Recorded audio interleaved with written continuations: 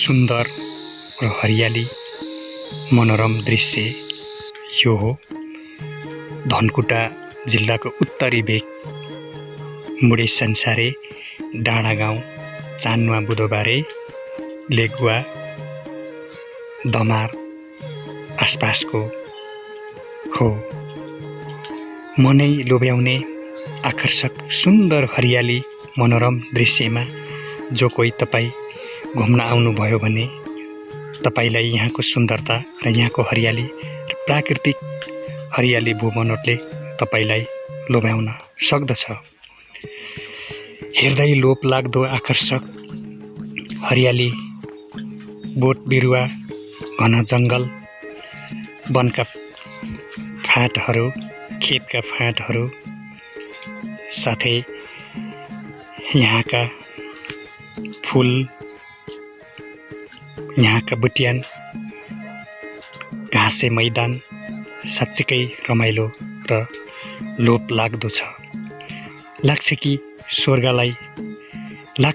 स्वर्ग नै एक टुक्रा यहाँ खस्न आइपुग्यो। यहाँका स्थानीयवासीहरू कृषि व्यवसाय नै मुख्य मूल पेसाको रूपमा मान्दछन्। त्यसैले यहाँ अत्यन्तै राम्रो बेलकोटी धान, अट्टाई धान प्रशस्त मात्रामा फले। त्यसो त यहाँ वन जङ्गलमा धेरै राम्रा फुलहरू फुलेका हुन्छन्। यहाँ विशेष गरी धेरै मान्छेहरू, यहाँका जनताहरू धान खेतीमा निर्भर रहन्छन्।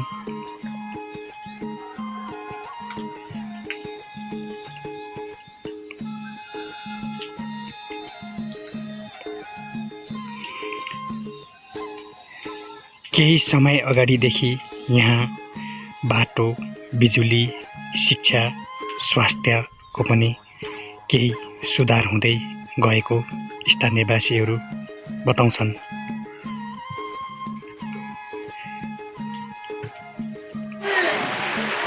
दक्षिणतिर लेगुवा घाट, धनकुटा र भोजपुर र बीचबाट अरुण नदी बगेर धेरै ठुला खेतका फाँटहरू बनाउँदै लगेका छन्। र उत्तरतिर मुडे संसारे डाँडा गाउँ, हरियाली घाँसे मैदान र विभिन्न जडीबुटीहरू जस्तै अलैँची, अदुवा, लसुन पनि यहाँ प्रशस्त मात्रामा उत्पादन हुने गरेको छ। त्यसको साथसाथै अर्को आम्दानीको स्रोत भनेको यहाँको प्रमुख यस चान्वा धनकुटा चान्वा भेगमा र विशेष गरी तल्लो भेगतिर रुद्राक्ष खेती गरी यहाँबाट धेरै मोलका दानाहरू उत्पादन गरी यहाँका कृषकलाई आय आर्जनमा थप झन् टेवा पुगेको पनि यहाँका स्थानीयवासीहरू बताउँछन्। यहाँ एउटै दानाबाट र बहुमूल्य दाना फल्यो भने धेरै मोल पर्ने दानाहरू उत्पादन हुने पनि यहाँका कृषकहरू बताउँछन्। त्यसो त यहाँ फलफुलहरू, केरा लगायत विभिन्न जातजातिका फलफुलहरू पनि उत्पादन हुन्छन्। त्यसो त यहाँका अधिकांश जनजातिहरू जस्तै बाहुन, छेत्री, दमाई, सार्की, तामाङ, शेर्पा, राई, लिम्बू आदिका प्रमुख वासस्थान रहेकोले आफ्नै कल्चर, आफ्नै रीतिरिवाज, आफ्नै वेशभूषा छ। समुद्री सतहबाट करिब 250 मिटरदेखि 2200 मिटर हाइटसम्म यहाँका उचाइ पर्दछ। त्यसो त यस भेगमा लेकदेखि बेसी भौगोलिक आधारमा छुट्टिएको हुनाले यहाँ विभिन्न जातजातिका फलफुल र कृषि व्यवसाय हुने गरेको पनि प्रशस्त मात्रामा हुने गरेको पनि पाइएको छ। र केही दक्षिण भेगतिर केही भौगोलिक बनोट अलिक विकट भएको हुँदाखेरि केही थप असहज भएको पनि यहाँका अब यो चाहिँ ट्रायल है ज्ञानेन्द्र सर, भोलि हामी यही टाइममा खोल्छौँ है। विकास सँगसँगै हाम्रा हिजो अब नेपालका के गाउँ भएको हो होइन, कतिपय गाउँ कुना कन्डारामा विकास सम्भव अरू त भएको हामीले अब छैन। खोल्दै बाँकी तर रह्यो त्यो पनि सबै है। स्थानीय कृषि सडक विभागले यस्ता गाउँहरूमा अवस्था हेरी विकास भने गरिरहेको प्रष्टै हामीलाई अवगत हुँदछ। यहाँ त्यसो त कैयौँ मिठा झरनाबाट झरेका पानी कलकलाउँदा बगिरहेका लोभलाग्दा झरना, छाँगा, कुला, कुलेसा पनि बगिरहेका छन् र साथसाथै अत्यन्तै ठुलो जलाशयको धनी नेपालमा अरुण, वरुण र कहिल्यै सदाबहार नसुक्ने पानी पर्याप्त मात्रामा बग्ने यस अरुण नदी पनि यही भेगबाट बगेर गइरहेको छ।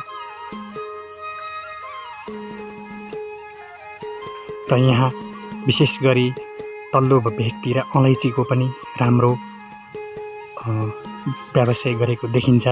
त्यसो त यहाँ विशेष गरी यस भेगमा धान खेतीलाई महत्त्व दिई वर्षौँदेखि यहाँका कृषि व्यवसायीहरूले धान खेती गरी मनागे आफ्नो जीव आय आर्जन र धानलाई प्रशस्त मात्रामा फलाई आफ्नै प्राकृतिक धानको उपभोग गर्छन्।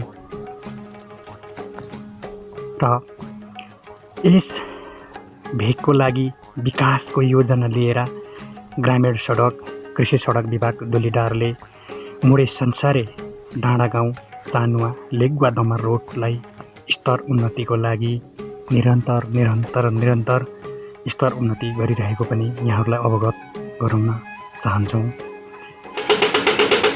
धरातलीय स्वरूपको हिसाबमा अलिकति भिराला र घुम्ती बाटाहरू मोडहरूलाई फराकिलो गर्ने क्रममा यस्ता निर्माण सामग्रीका साधनहरू उपयोग गरी ढुङ्गाहरूलाई फोडी बाटो सुधार गर्ने काम पनि भइरहेको छ। त्यसो त यहाँ वर्षमा धेरै वर्षा भन्ने भएको हुनाले यहाँका माटोहरू धेरै बगाएर लाने पनि यहाँका स्थानीय जनताहरू बताउँदछन्। पानी धेरै मात्रामा पर्ने पनि यहाँका मान्छेहरू भन्दछन्।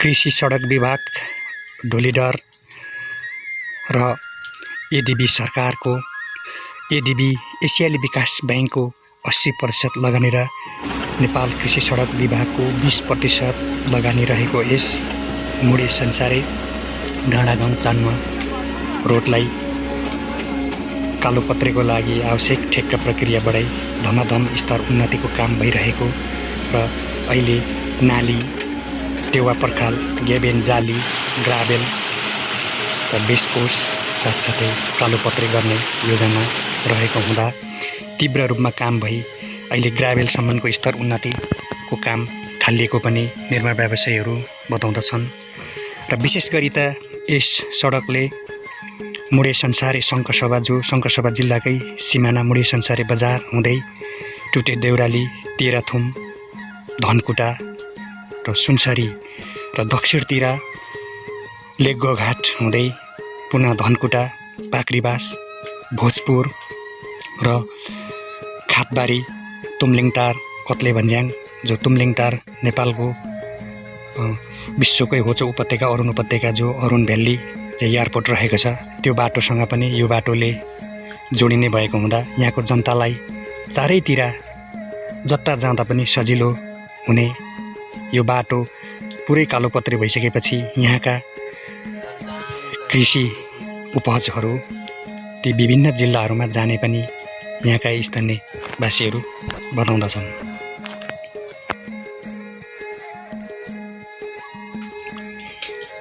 कामलाई गुणस्तरीय र प्रभावकारी र राम्रो बनाउन र क्वालिटी कन्ट्रोललाई पनि त्यत्तिकै ध्यान दिई यहाँका प्राविधिकहरू हरपर्याप्त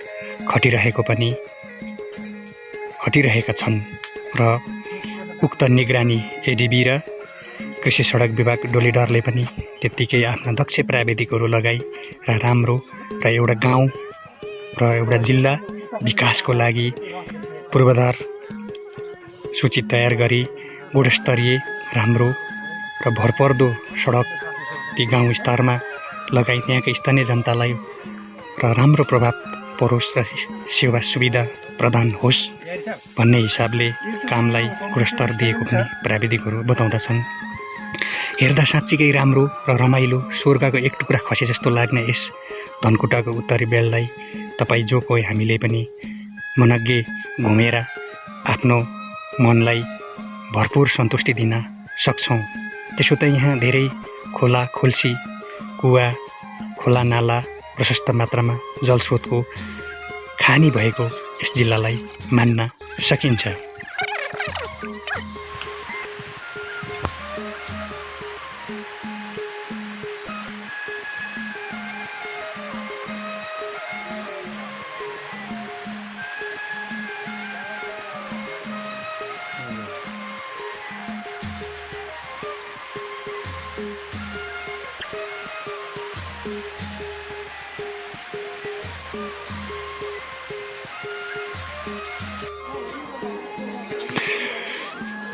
यो दृश्यमा देखिराख्नु भएको यो धनकुटा जिल्लाको चान्वा बजारमा धेरै पहिलादेखि लाग्दै आएको एक बुधबारे हटिया हाटा बजार हो। यसमा विशेष गरी यही स्थानमा भोजपुर जिल्लाको जरायाटार प्याउली र आसपासमा रहेका दमार र चान्वा जिल्लाको केही तल्लो बेलहरूमा सुर्ती उत्पादन भई प्रशस्त मात्रामा यस हटियामा सुर्ती बिक्री गरी यहाँका सुर्ती व्यवसायीहरूले मनग्गे पैसा कमाएको पनि यहाँहरूलाई अवगत गराउन चाहन्छौँ र उहाँहरूले आर्थिक आयोजनलाई सुर्ती खेती गरी जस्तै यहाँनिर केरा व्यवसायीहरूको लागि पनि यस हटियामा फलफुल तरकारीहरू पनि मनग्गे यस हटियामा बिक्री वितरण र एकदमै राम्रो फलफुलहरू र प्राकृतिक फलफुलहरू यस भेगमा पाइने हुनाले यहाँको फलफुल असाध्यै राम्रो मानिन्छ। काम गर्ने सिलसिलामा तल्लो बेल्ट जो दमार एरियामा केही पत्रे र कडा चट्टानहरू भएको हुनाले थप पहाड फोरी निर्माण काम गर्नुपर्ने भएको हुनाले थप समय लाग्ने यहाँका निर्माण व्यवसायीहरू बताउँदछन् र कोही ठाउँमा धेरै नै साँघुरो गल्ली सडकहरू र जो चौडाइ नपुगेको सडकहरूमा चौडाइ पुर्याई आवश्यक मात्रामा टेवा पर्खाल दिई र सडकलाई चौडा र स्तर उन्नति गर्नुपर्ने भएकोले केही समय अवश्य लाग्ने नै हुन्छ र त्यस्ता स्रोत साधनहरू ल्याउन भने यहाँ निकै गाह्रो रहेको निर्माण व्यवसायीहरू दाबी गर्छन्।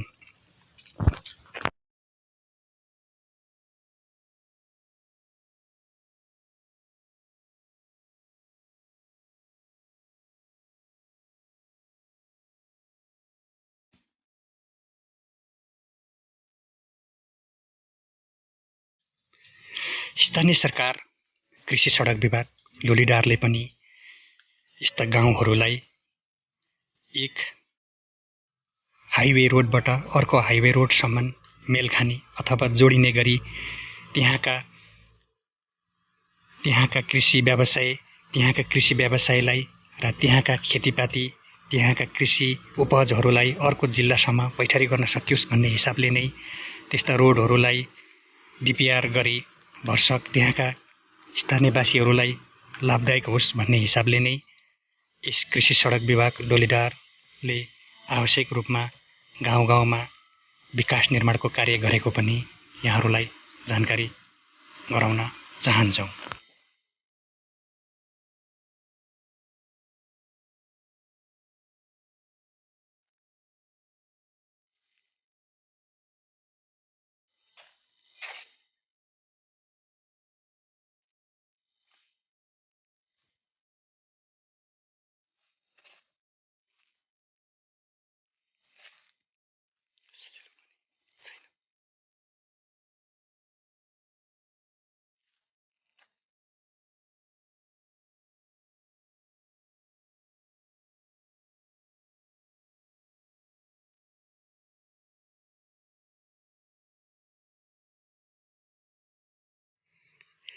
निर्माण कार्य गर्दाखेरि यस्ता थप रकहरू फोडी र बाटोलाई चौडाइ र अपग्रेडिङ र स्तर उन्नति गर्नमा थप कठिनाइ भएको हुँदा त्यस्ता दमारदेखि केही माथिल्लो बेल्टहरूमा केही मात्रामा बढी नै घुम्तीहरू र साँघुरो घुम्तीहरू भएको हुँदाखेरि यसलाई चौडा गरी स्तर उन्नति गर्ने योजना राखेको पनि छ।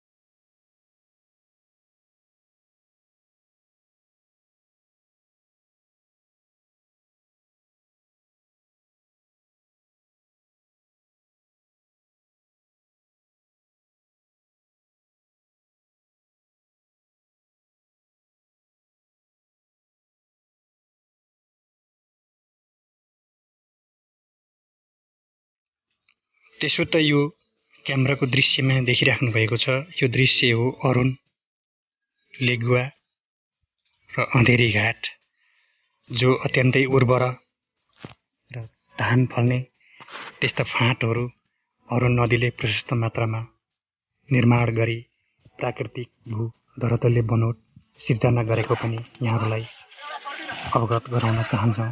त्यसैले यहाँ तराईमा फल्ने सुनका बोटहरू यहाँ झुलिरहेको देख्न सक्नुहुन्छ।